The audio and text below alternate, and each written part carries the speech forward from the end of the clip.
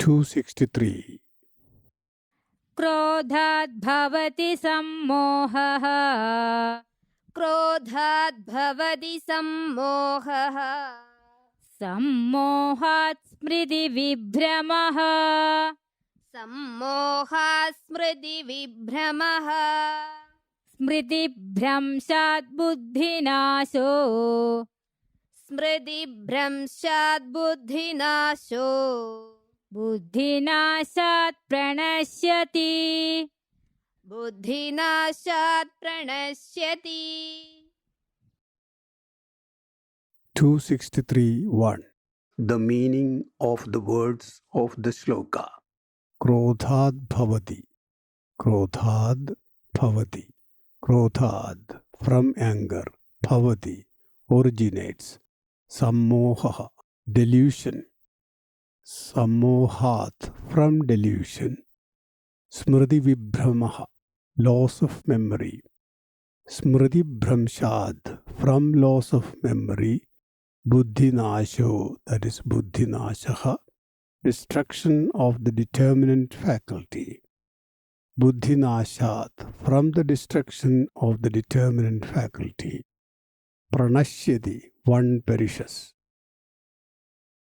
263.2. The meaning of the shloka. From anger comes delusion. From delusion, loss of memory. From loss of memory, the destruction of the determinant faculty. And from the destruction of the determinant faculty, one perishes. 263.3. Bhashya.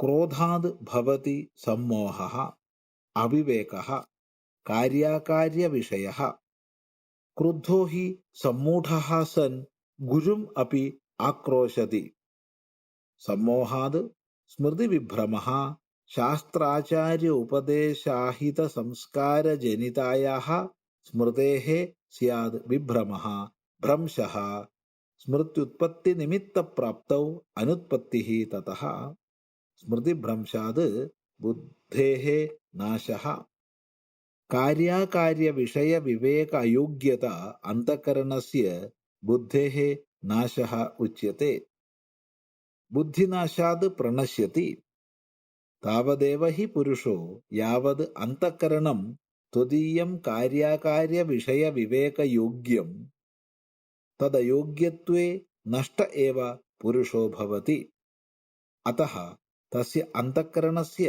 बुद्धेः नाशाद् प्रणश्यति पुरुषार्थायोग्यो भवति इत्यर्थः.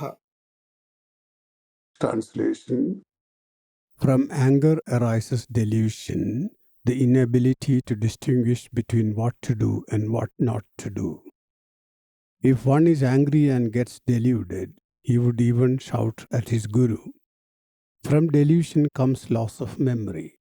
The memory that comes out of the impressions generated by the teachings of the gurus and scriptures gets lost. Even when there is sufficient cause to remember, that memory does not arise.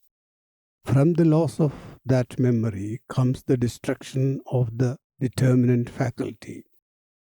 What is meant by the destruction of the determinant faculty is the inability of the internal instrument, antahkarana, to differentiate between right and wrong.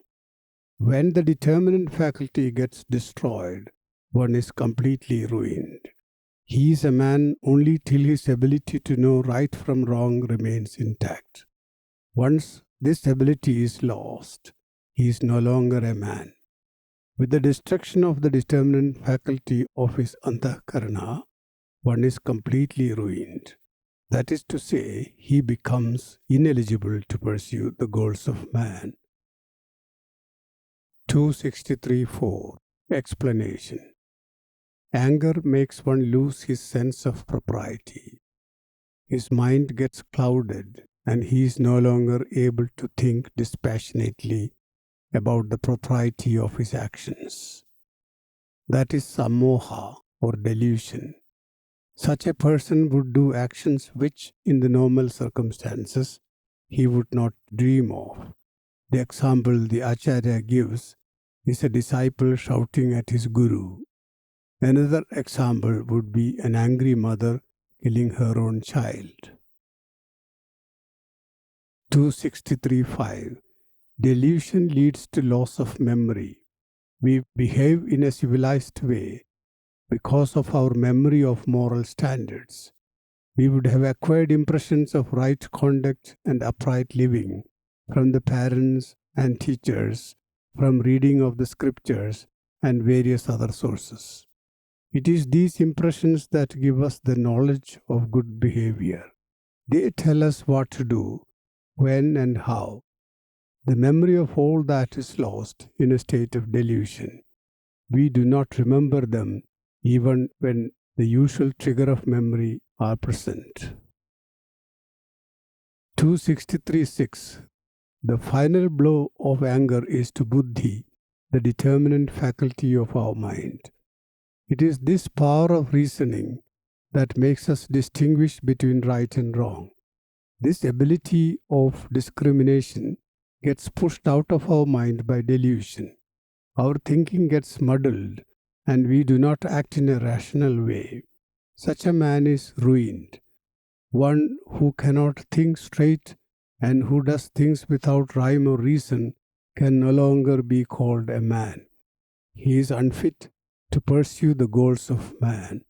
A footnote here. The goals of man, purushartha, are dharma, moral living, artha, pursuit of wealth, kama, desire, and moksha, getting released from all bondages.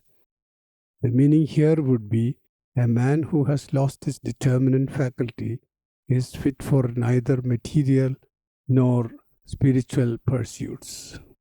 We continue.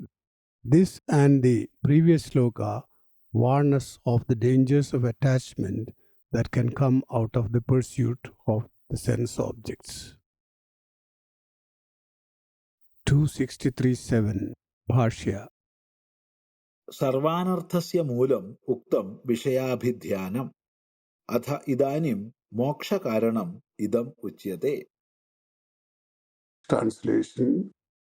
The contemplation of the sense objects, which causes all-round ruin, has been spoken of.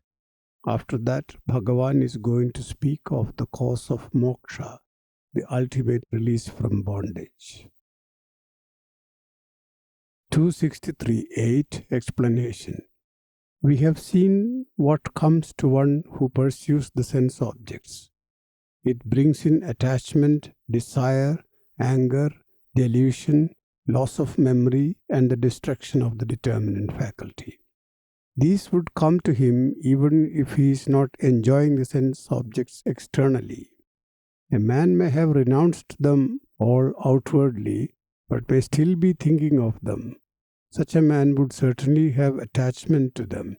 Attachment would bring in desire, and if the desire is blocked, anger would be the result. Delusion, loss of memory, and the destruction of the determinant faculty are sure to follow. After describing this, the opposite course, which is the way to the ultimate realization, is discussed in the next slokas.